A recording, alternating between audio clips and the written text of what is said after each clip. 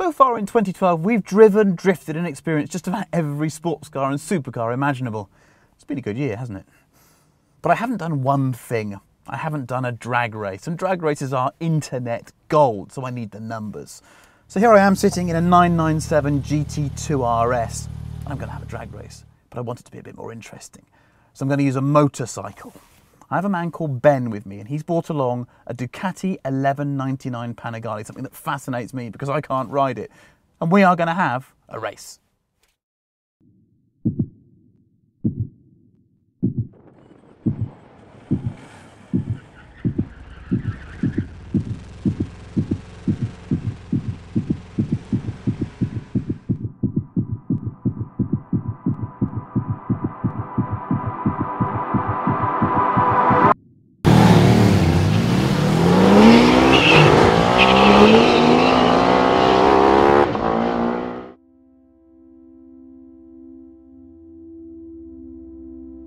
The Panigale is, also I'm told by those who know about these things, something of a revolution for Ducati. It marks a complete change from the previous 1198 model. The single-sided rear swing arm may look familiar, but the bike is effectively frameless, having the rear suspension mounted to the back of the 192 horsepower V-twin. Yes, I did say that correctly. 192 horsepower in a bicycle. This is the blinged up Tricolore model with ABS and electronically adjustable Öhlins dampers. You see, to a car driver like me, it looks absolutely stunning. It'll be ridden by Ben Cope from visordown.com, and frankly, he's welcome to it. Strangely, as of a few weeks' time, Ducati and Porsche will both be owned by Volkswagen. Odd that. Anyhow, onto the GT2 RS, the baddest Porsche of this, or for that matter, any generation. 620 horsepower, that's 611 brake horsepower for us Brits, around 1370 kilograms, 325 section rear Michelins, and, in the interests of a fair contest, a good old-fashioned manual gearbox. Just my luck then that Ducati arrived wearing a bloody quick shifter. Anyway, on with the battle. Oh, and to Wes and the Rider Part team back in the US, sorry I had to do this without you chaps.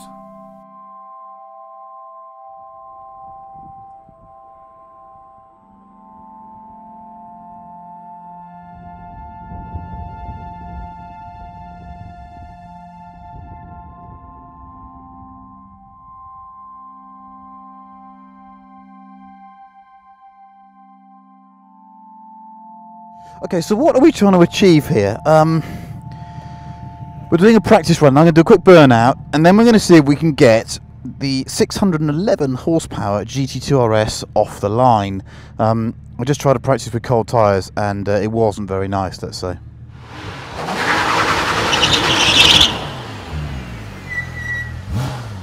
So, the skill of getting the GT2 RS off the line when you've got to beat the Ducati Panigale. It's not very easy. I've got all the stuff off. Dampers are soft. I'm trying to judge it. So we come up and we stage. And then we get going when he lets the green light go.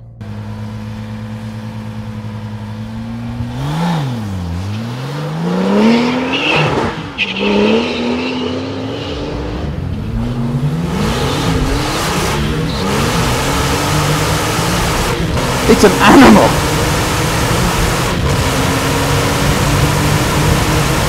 I just can't get it off the line. I just can't get it off the line. Whew. How the hell am I going to beat that bike? I've just watched him do a 10.2 second standing corner. This isn't going to get close. Got exactly the same nerves as when I pull up to a set of lights next to a fast car and think I'm going to race them, even if they don't want to race me.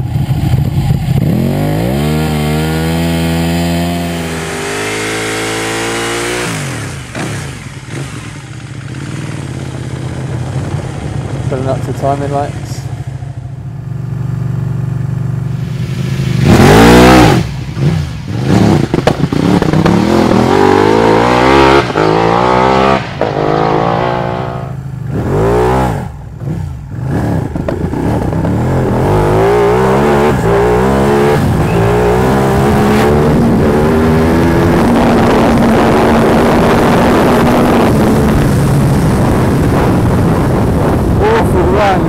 really hard to get it off the line. So much to learn there. I think I've just got to do a really gentle roll off the line like I would at a race, rather than giving it a handful of revs. Get it rolling 5-10 miles an hour and then pin the throttle, really. I think in that case the Porsche might have won and I might have been making a claim on the insurance.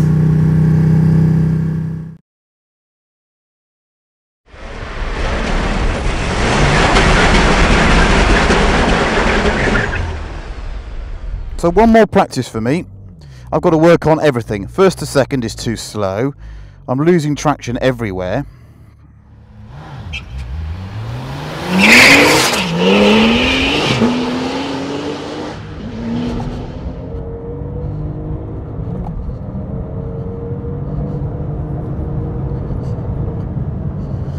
Dearie me.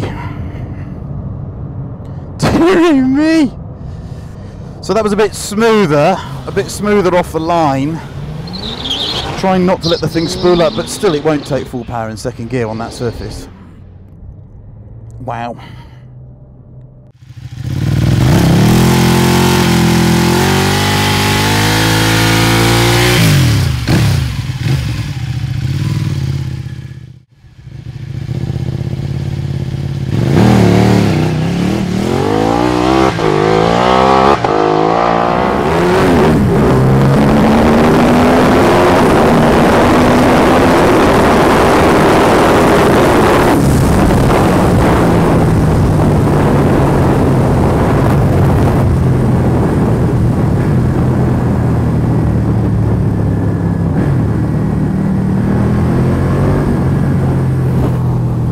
That felt a lot better, a lot of wheel spin even in a straight line. It's hard to know what the traction control is doing really. I'll probably take it off the next run and then I know when it's spinning and I'm the one who's got to control it.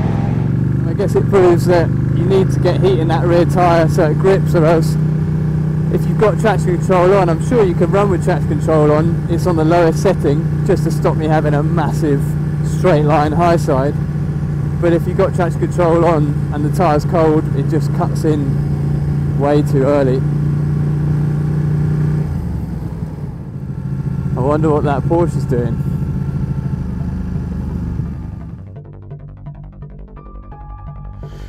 Now there's two ways of looking at this. I'm either about to get completely thumped by a motorcyclist, or, and this is the way I prefer, I'm about to get the best view in the house of someone doing something really spectacular on a very spectacular machine, so I'm kind of looking forward to it. I feel like I'm doing this for motorcycling and this goes down in record, and if I don't get it right, I'm going to have a lot of annoyed bikers on forums slating me for being hopeless.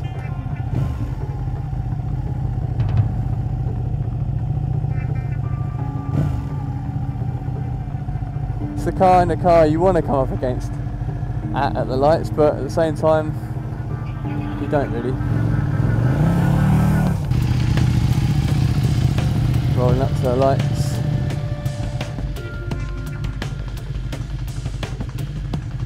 Weight over the front, foot on the rear brake, tiny amount of revs.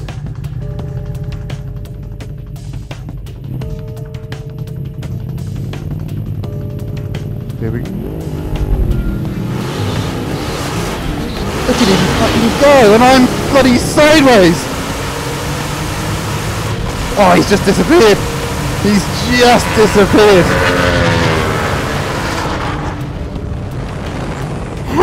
And a stop it as well!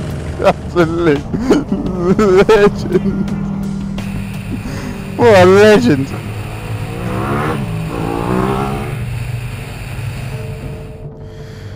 Now I'll get my excuses out of the way. I couldn't get it off the line properly, I just haven't been able to, and it's just tricky, I have to say, it's just tricky. But one thing I will say is that we tried at Brundithorpe yesterday before we got thrown off to go a bit quicker, and over 150 it's a slightly different story. This car really starts to claw it back.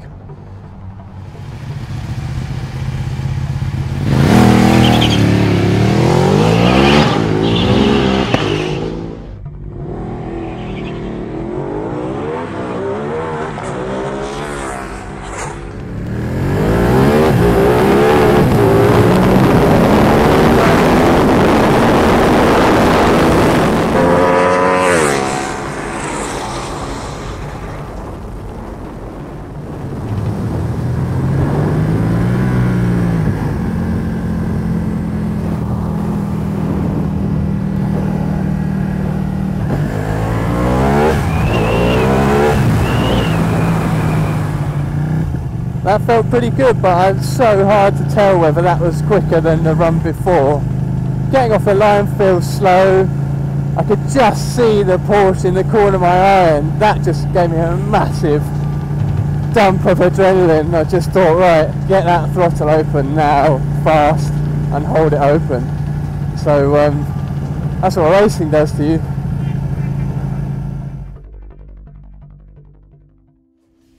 So off the line, the reaction time doesn't count because the time of him doesn't start until you go, yeah? Yeah. Exactly Okay, that, yeah. so 60 feet, you're a tenth and a half up on me, 1.9 versus 2.05. And then you start to do the damage. So 330 feet, you go through in 4.89, round up to 4.9. I'm 5.33. So you've gone from 1.5 tenths to effectively 3.5 tenths. Actually, more like 4 tenths. And then at 1/8 of a mile, I couldn't tell you what that is in feet, you gap me by, that's 7 tenths. So it's gone up. It's bang on 7 gone tenths, up. yeah. And then the elapsed time at that point, so the speed, the terminal speed is 110 for you and 100 for the car. At this stage, by the way, I'm just watching you because it's pretty awesome to watch. Yeah, yeah. And the thing seems to be on the back wheel the whole time. Although I was at times getting a bit busy with some weird oversteery stuff in a straight line, which is odd. And then at 1,000, I presume that's 1,000 feet, is it? Yeah. 1,000 feet, it's call it a second. Thick end of a second at that speed is a long, Yeah, and it looks a lot more visually. When I'm in the car, you've gone basically. Yeah. And then you're doing 127 at that point. I'm doing 115. At the quarter mile, you did it in 10.69. I did it in 11.75. Your speed was 139.5. I was 129. But interestingly, at the quarter mile, the gap is stabilising, isn't it? Yeah. So you're not pulling away. Yeah. Let's come to the let's live the world in the conditional tense, because yesterday we went to Bruntingthorpe, didn't we? Yeah. Now, Bruntingthorpe is a disused airfield, old American airbase in Leicestershire, where you can go really fast. But we got thrown off because Ducati was too noisy. They have a drive-by of whatever, and we did one run, and fair play, we got thrown off straight away.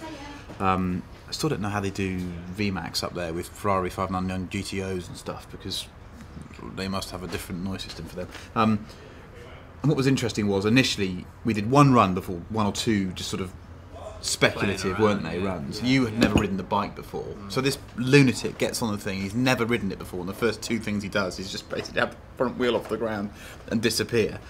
And it was quite clear that up to about 130, the bike has got the legs on the car. Yeah. And then I reckon over 140, the car starts to turn the tables. Now, we know that the Panigale probably won't do much more than about 175, 180 on the straight there. Yeah, flat, yeah. But the car pulled an indicated 195 without being absolutely flat. Yeah. And kept going. Yeah. So I think we've done two things here. We've answered a question, but we've probably asked another one, haven't we? That I think we owe it to ourselves to go and answer it at some point in the future. Anything about today that surprised you in terms of your technique, what you had to do to get the bike off the line? If you're aggressive, unless you're really, really good, it's just not going to work. And I think when we were both trying to be a bit more aggressive, the thing bit at low speed, and that was it. That's your run over. So I think it's really important to get that Panigale off the line smooth, fast, but not trying to put everything through the back wheel, because it'll either spin up, go a bit sideways, or hook up, or anything like that. And that, as soon as that bike's gone unstable, you can't really get it back from there, you know. Whereas obviously, I think it's probably a bit easier in the car if it starts to go sideways. You can temper it, but on the bike, that's aborted. So I think to do a good run, it was really important to not get carried away and to just let it off the line. And then when you've dealt with first gear, absolutely go for it. I felt like I was, chasing the bike through. Oh, you were wide open in second, were you? Yeah. This is what I find staggering, is that you're wide open in second, and your effective contact patch with the road is probably that. Yeah. I don't know, what, 4 inches? Yeah, like about a right? credit card sort of thing. Yeah.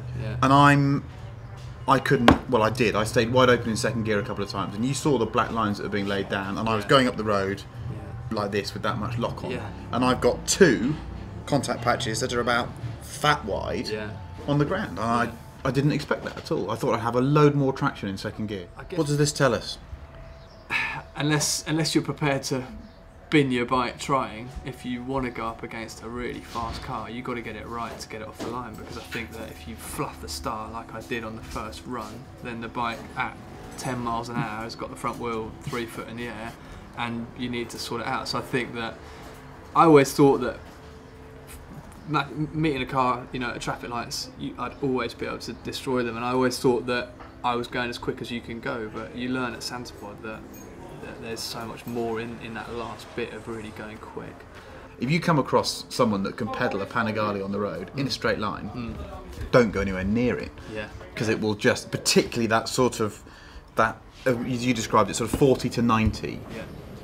You know, it's quite a strange sensation to be in a car that's as powerful as a GT2 RS and will do things that you know a GT2 RS will do, and to watch, and to be wide open and watch this thing ahead of you just disappearing as if it's, you know, as if you're standing still, and you've got 611 horsepower going flat out, and it's just going away. Yeah, that's quite humbling, actually. Yeah.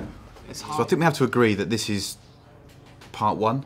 Yeah, of a long series of parts. So you reckon we can do 7 parts of Panigale versus other various road cars? Yeah, well, the GT2 RS is going to be around, so I think we should definitely go and do part 2 of this, which this ends at 140 miles an hour, the way I see it. Yeah. So we need to 139.5 Yeah. and beyond. We need to do that. Yeah. And I'll put a 5 on the Porsche, but I've got to give you a 5 for this. And then I think probably maybe a cheeky lap time, or look at the difference in performance between the two, and in terms of cornering performance, braking, and other things like that. And then, yeah, we move from there. Yeah, definitely. I think it's this stage is the kind of coming down the slip road, and the next stage is the flat out on the motorway sort of thing. And not that Ben is anyway condoning this kind of behaviour on the public road. It's not honours even. It's 1-0 to you. Thank you. And that was the end of my time watching the back end of the beautiful Panigale. Well, almost.